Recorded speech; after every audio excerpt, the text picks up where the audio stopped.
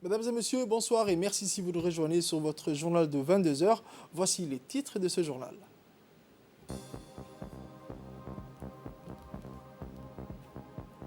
Élaboration d'une politique en faveur des personnes handicapées pour une société plus inclusive.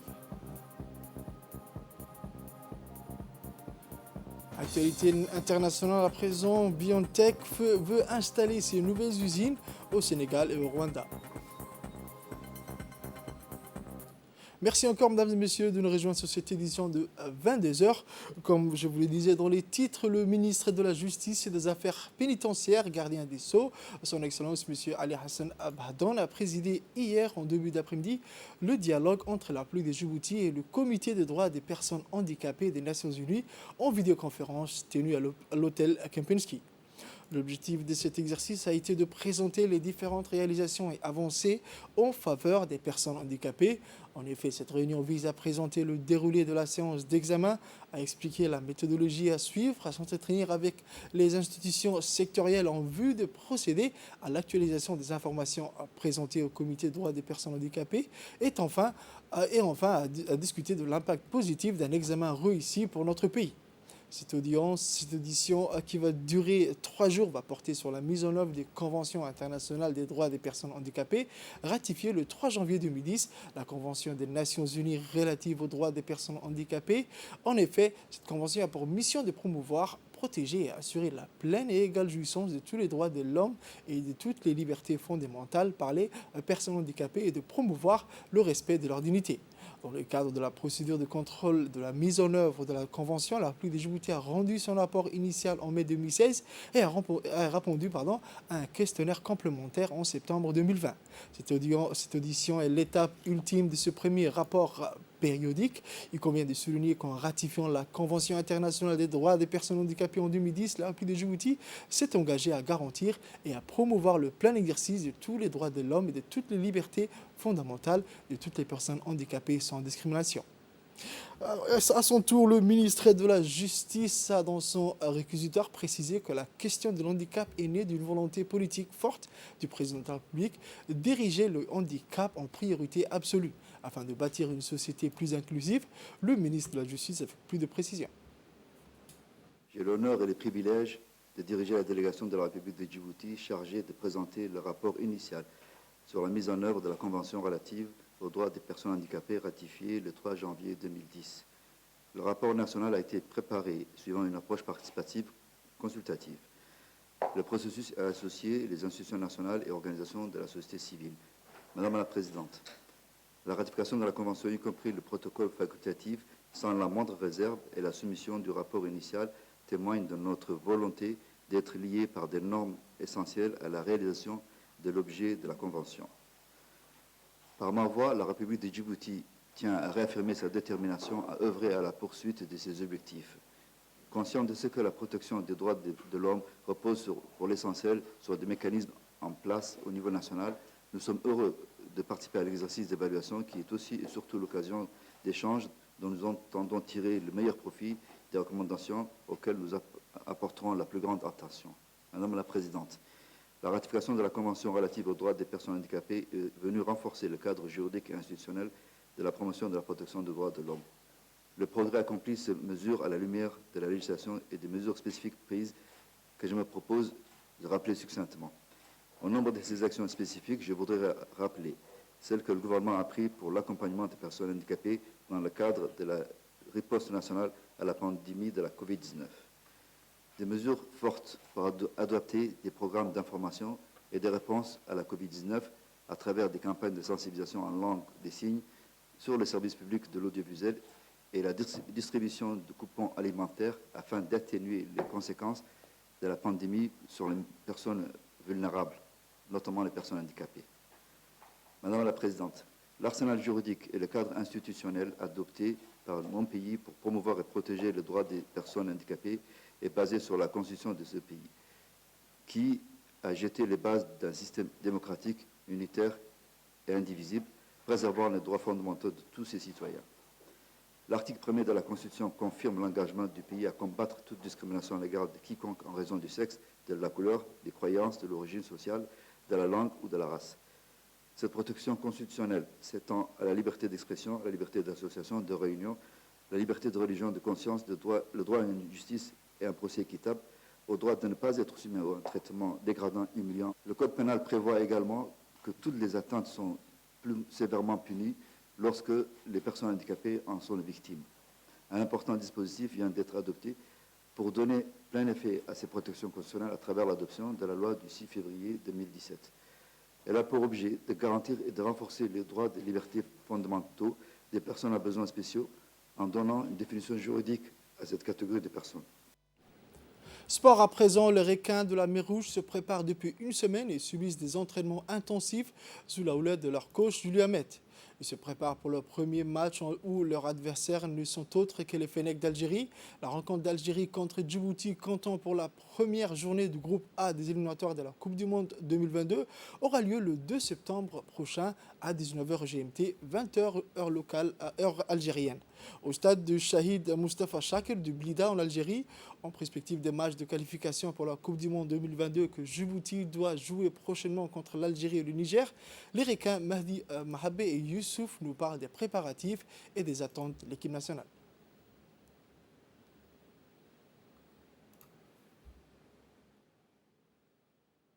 Rabat face au Niger, donc les deux premiers matchs de qualification pour la Coupe du Monde du Qatar 2022. Donc on a une partie de nos joueurs qui sont restés dans leur club, certains à Arta Solar en préparation au Cameroun, d'autres à Dikil, et nos joueurs qui évoluent en Europe nous rejoindront dans les jours prochains. Certains à Djibouti et d'autres directement à Alger. Nous devrions arriver 4 jours avant le premier match à Alger, ce qui nous permettra de bien s'acclimater et se préparer.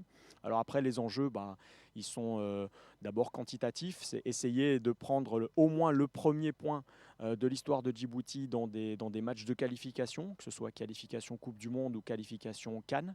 Commencer d'abord par ça. En sachant qu'évidemment ce sera plus facile face au Niger que face à l'Algérie, qui est une des meilleures équipes du monde, qui reste sur une série d'invincibilité qui est un record et qui est tout simplement le champion d'Afrique et la meilleure nation d'Afrique.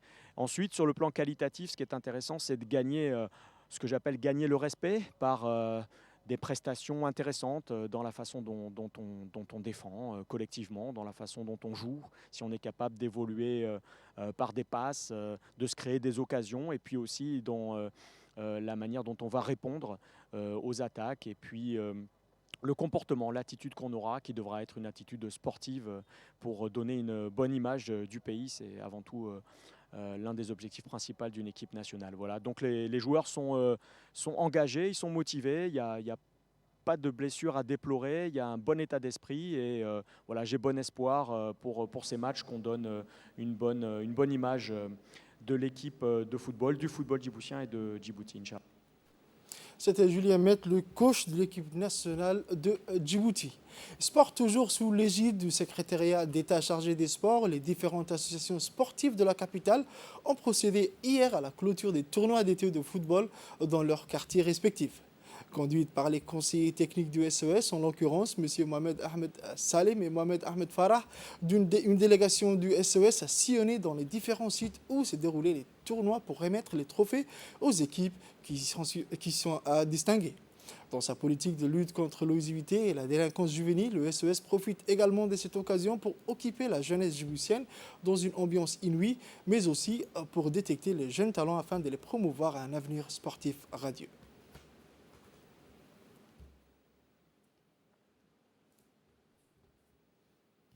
Activités au niveau des activités sportives, des tournois sportifs qui sont organisés, je pense qu'un peu partout dans les quartiers. Je crois que nous sommes arrivés aujourd'hui à prendre part à des finales qui se déroulent dans les quartiers. Comme vous le voyez ici, c'est dans le Wahlidaba, la plateforme de Wahlidaba. Donc c'est une action qui a été entreprise pour solidifier la cohésion sociale au niveau de cette jeunesse. Au niveau de cette jeunesse qui ont envie d'entreprendre des activités, de participer à ce genre d'activités. Dans le quartier, il y a des activités qui se déroulent un peu partout dans les quartiers, au niveau de la capitale, et nous allons planifié cette organisation. Maintenant, nous sommes venus de Cité Nassibi. Oui, il y a eu une finale incroyable qui a eu lieu. Donc maintenant, nous assistons à cette finale de Wali Dhaba. Je vous emmène à Dikil à présent, en partenariat avec l'UNICEF et la direction de l'hydraulique rurale. Le Croissant Rouge de Djibouti et ceux de la branche de Dikil ont entrepris une campagne de distribution des kits d'hygiène à l'ensemble des ménages dans les régions de l'intérieur, notamment dans les localités de Bandara, Garsele Daba et Koutabouya de la région de Dikil. Ces kits d'hygiène étaient composés de seaux d'eau, de javel, des savons, du chlore pour traiter l'eau. Ces distributions se sont déroulées dans de bonnes conditions et ont permis de toucher au total 270 ménages. Rappelons que l'objectif de ces activités s'inscrit dans le cadre de la promotion de l'hygiène, le traitement et la filtration d'eau.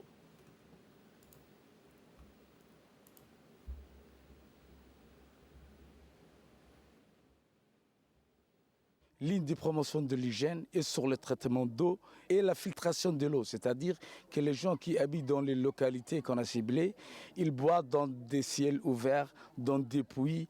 Leur eau n'est pas traitée. Donc, pour le faire connaître et de savoir comment traiter l'eau à domicile, dans ce kit, il y a de chlore et des tablettes. Et une serviette qui sert à désinfecter l'eau, qui a une acétite qui n'est pas... la turbidité est assez haute. Donc, ce projet initié pour que la population de localité sache au moins traiter l'eau à l'air de possible et savoir filtrer l'eau qui se trouve dans le ciel ouvert, sachant que parmi deux, ils peuvent voir dans des ciels ouverts, dans des retenues, et c'est pour cela que ce projet a été initié. Dans le carton, ça se trouve une filtration qu'ils peuvent filtrer l'eau pour diminuer la turbidité. Il y a des tablettes aussi qu'ils peuvent les désinfecter. Et nous les sensibilisons aujourd'hui même, lors qu'ils devront prendre le kit, on va les sensibiliser comment traiter l'eau. À Ali Sabié, à présent, le nouvel ambassadeur du Japon accrédité à Djibouti, son Excellence Otsuka Umio, s'est rendu ce jeudi 26 août à Ali Sabié. Dès son arrivée sur le lieu, le diplomate japonais en compagnie du représentant du HCR à Djibouti, M. Sakor, a été accueilli chaleureusement par le préfet adjoint, M. Omar Idriss. Le préfet adjoint de la région d'Ali Sabié s'est dit réjoui de la qualité des relations d'amitié et de coopération qui existent entre les deux pays et les deux peuples. Après la visite de courtoisie avec le préfet adjoint, la délégation a ensuite pris la direction du camp Ali Adé où l'attendait le sous-préfet, M. Shaban Dahir, et la population réfugiée du camp Ali Adé. Après une discussion avec la communauté locale et réfugiés vivant à Ali Adé, le nouveau ambassadeur du Japon, en compagnie du préfet adjoint, M. Omar Idriss, le sous-préfet de la localité d'Ali Adé, M. Shaban, le représentant du HCR à Djibouti, a effectué une visite des différents centres du camp d'Ali Adé dans les écoles et le centre de santé a été visité par la suite.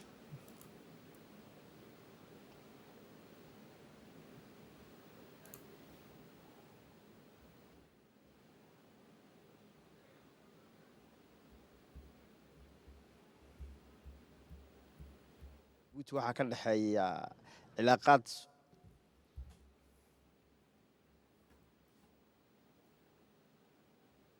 Le nouveau ambassadeur du Japon et le représentant du HCR à Djibouti se sont réjouis de la qualité des relations d'amitié et de coopération qui existent entre les deux pays et les deux peuples. Très honoré aujourd'hui de visiter la région d'Ali Sabié et le camp Ali Adé.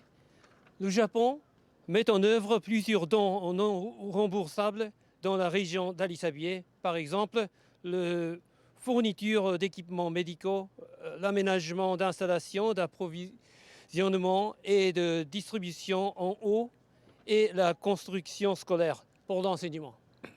En particulier, le Japon met beaucoup d'importance à la question des réfugiés et met en place des différents projets pour répondre à la situation en coopération avec divers partenaires comme le ONARS.